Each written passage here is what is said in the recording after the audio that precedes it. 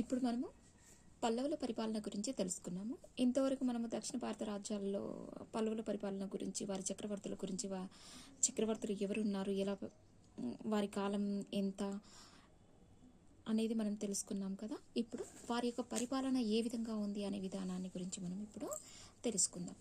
పల్లవుల పరిపాలన ఎలా ఉంది? రాజ్యం, విషయాలు, భోగాలు, గ్రామాలుగా పరిపాలించడం జరిగిందనమాట. అయితే ఈ గ్రామాలని ఇంకా ఎలా డివైడ్ చేశారంట? ఊర్, సభ, నగరం. ఊరికి అధిపతి వచ్చేసి భూస్వామి ఉంటే, సభకి అధిపతి బ్రాహ్మణులు ఉండడం జరిగేది. నగరానికి అధిపతి వ్యాపారస్తులు. అయితే పల్లవులకి ఏ విధమైన బిరుదులు ఉండేవి? మహారాజాదిరాజా, ధర్మ మహారాజాదిరాజా, మహారాజాదిరాజా, ధర్మ మహారాజాదిరాజా. పూర్తి అధికారాలు చక్రవర్తికే ఉండేవి. పూర్తి అధికారాలు చక్రవర్తికే ఉండేవి. మంత్రి మండలి సహాయంతో పరిపాలన జరిగేది. చక్రవర్తి కొడుకు మంత్రి మండలిలో ఉండేవాడు. పల్లవుల కాలంలో గూఢాచారులను ఏమని పిలిచేవారు? ద్యుతిక, సంచరంతిక అని పిలిచేవారు. పల్లవుల కాలంలో గూఢాచారులని ద్యుతిక, సంచరంతిక అని పిలిచేవారు అనమాట. పల్లవుల సామంతులు ఎవరు? తెలుగు చోళ వంశం, గాంగులు, రేనాటి చోళులు. తెలుగు చోళ వంశం, గాంగులు, రేనాటి చోళులు అనమాట. ఈ పల్లవుల కాలంలో న్యాయస్థానాలని ధర్మాసనాలు అంటారు. ఈ పల్లవుల యొక్క ఆర్థిక వ్యవస్థ ఏ విధంగా ఉంది అని మనకి ఎలా తెలుస్తుంది అంటే, సియుకే అనే గ్రంథం ద్వారా తెలియజేయడం జరిగిందనమాట. సియుకే అనే గ్రంథంలో ఆర్థిక వ్యవస్థ గురించి చెప్పడం జరిగింది. అయితే ఈ పల్లవుల కాలంలో వరి అనేది ప్రధాన పంటగా ఉంది. చెరువులకి, తటాకాలకి ప్రాధాన్యత ఇచ్చారు. చెరువులకి, తటాకాలకి ప్రాధాన్యత ఇవ్వడం జరిగింది.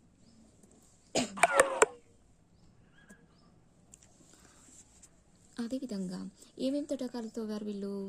మహేంద్ర తటాకం, చిత్రమేఘ తటాకం, పరమేశ్వర తటాకం. మహేంద్ర తటాకం, చిత్రమేఘ తటాకం, పరమేశ్వర తటాకం. వ్యవసాయం, వరికి ప్రాధాన్యత ఇచ్చారనమాట. వ్యవసాయానికి, వరికి అంటే వ్యవసాయానికి ప్రాధాన్యత ఇచ్చారు. ఆ వ్యవసాయంలో వరి పంటకి ఇంకా ప్రాధాన్యత ఇచ్చారనమాట.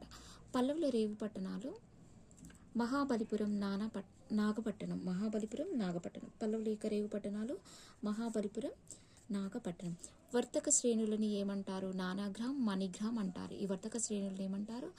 నానాగ్రామ్, మణిగ్రామ్ అని అనడం జరుగుతుంది. పన్నులు ఏ విధంగా వసూలు చేసేవారు అని అంటే, పల్లవుల కాలంలో 1/4 వంతు, 1/6 వంతు పన్నులు వసూలు చేయడం జరిగింది.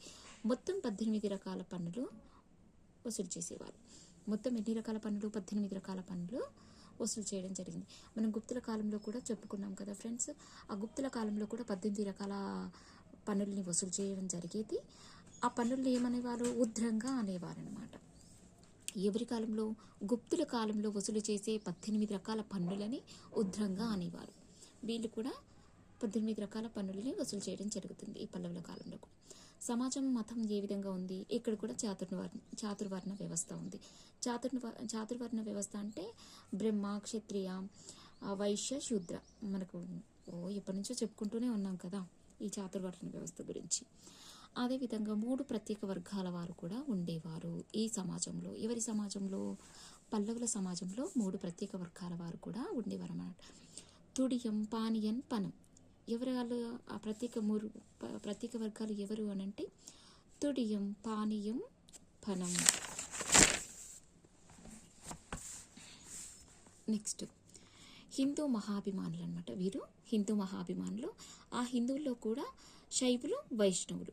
శైవ మతస్థుల్ని నాయనార్లు అంటారు, వైష్ణవ మతస్థుల్ని ఆల్వార్లు అంటారనమాట. ఈ శైవులు, నాయనార్లు ఎంతమంది? 63 మంది ఉన్నారు. అదేవిధంగా వైష్ణవులైన ఆల్వార్లు ఎంతమంది? 12 మంది ఉన్నారు. ఈ శైవ మతస్థుల్లో నాయనార్లు ఎవరెవరు ముఖ్యమైన వారు అని అంటే భక్త కన్నప్ప, అప్పర్, అరయ్యార్, కరక్కాయలమ్మ. ఈ అరయ్యార్, కరక్కాయలమ్మ అనేవారు మహిళలన్నమాట. భక్త కన్నప్ప, అప్పర్, అరయ్యార్, కరక్కాయలమ్మ. అరయ్యార్, కరక్కాయలమ్మ మహిళలు. శైవుల యొక్క గీతాలని, భక్తి గీతాలని తేవరాలు అనేవారు. ఈ నాయనార్ల యొక్క భక్తి గీతాలను ఏమనేవారు? తేవరాలు అనేవారు. అదేవిధంగా మనకి వైష్ణవులు అంటే ఆల్వార్లకు చెప్పుకుంటాం కదా, వీరు 12 మంది అన్నమాట. అయితే ఇందులో ముఖ్యులు ఎవరు అనంటే నమ్మాల్వార్, పెరిమాల్వార్. నమ్మాల్వార్, పెరిమాల్వార్. నెక్స్ట్ ఆండాల్ ఆల్వార్ అనమాట. మనకు శ్రీకృష్ణ దేవరాయలు ఈమె పైనే ఆయన ఒక రచన చేయడం జరిగింది. ఆండాల్ ఆల్వార్, ఇవి మహిళ అనమాట. ఈ ఆల్వార్ల యొక్క పద్యాలను ఏమంటారు? పాశురాలు అంటారు. ఈ నలయీర ప్రబంధం అనేది ఈ పద్యాల యొక్క గీతమాలిక అనమాట. అంటే ఈ ఆల్వార్ల యొక్క పద్య గీతాలని నలయీర ప్రబంధము, పాశురాలు అనడం జరుగుతుంది. నెక్స్ట్ సాహిత్యం. సాహిత్యం ఎలా ఉంది? సంస్కృతంలో ఉండేది. విద్యా కేంద్రాలని వీరు ఘటికలు అనేవారు. ఇక్కడ ప్రధానమైన ఘటిక వచ్చేసి కాంచీపురంలో ఉందన్నమాట. నెక్స్ట్ రచయితలు ఎవరున్నారు? భారవి, దండి. భారవి రాసినది కిరాతార్చనీయం, దండి రాసినది దశకుమార చరిత్ర అన్నమాట. వాస్తుకళలు ఏ విధంగా ఉన్నాయి? విఏ స్మిత్ తెలియజేశాడు. ఈ వాస్తుకళల గురించి ఎవరు తెలియజేశారు?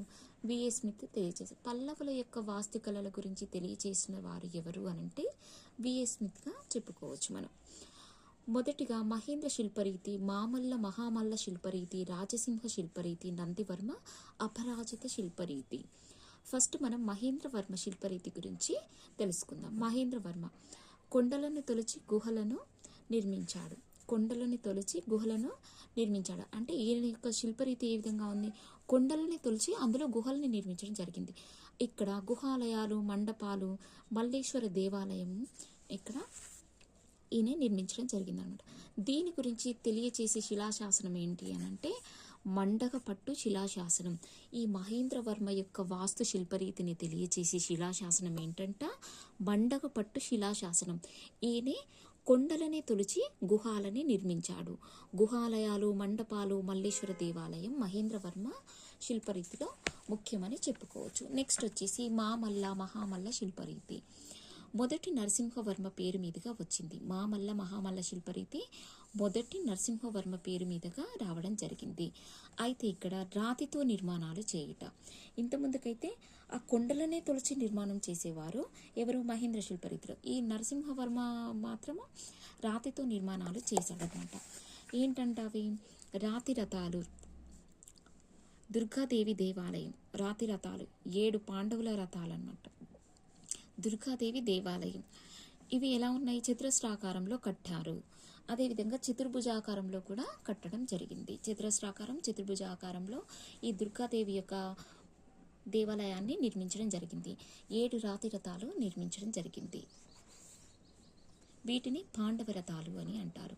రాజసింహ శిల్పరీతి వచ్చేసి 2వ నరసింహవర్మ రాయి ప్లస్ ఇసుకతో నిర్మాణం చేశాడు. ఈ రాజసింహ శిల్పరీతి 2వ నరసింహవర్మ నిర్మించడం జరిగింది.